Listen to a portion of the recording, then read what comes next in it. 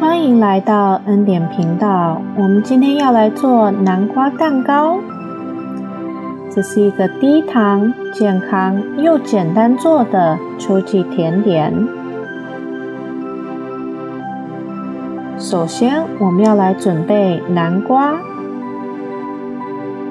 我这里有250克切好的南瓜，我用的是蜜本南瓜，它是比较甜的南瓜品种。把它蒸熟后，可以拿一根汤匙把它给捣碎，变成南瓜泥。再来，我们可以准备剩下的食材。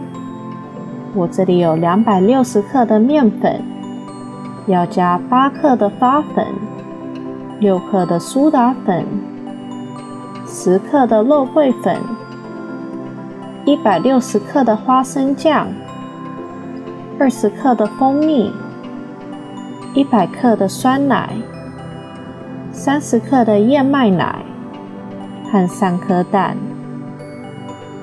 再来，我们要加入之前的南瓜泥，把它搅拌均匀。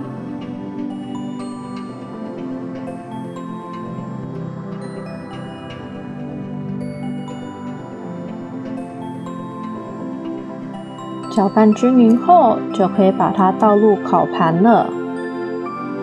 再用刮刀把上面给抹平。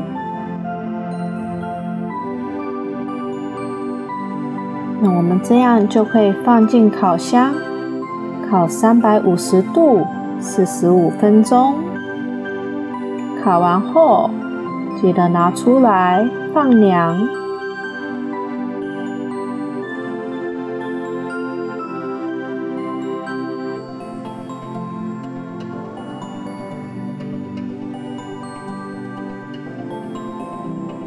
那我们现在就可以享受南瓜蛋糕了。哇，可以闻到浓浓的南瓜味。喜欢吃甜一点的人，蜂蜜可以多加。那这一个南瓜蛋糕呢，南瓜味非常的浓重。喜欢的人请订阅、按赞、按上小铃铛。我们下次再见。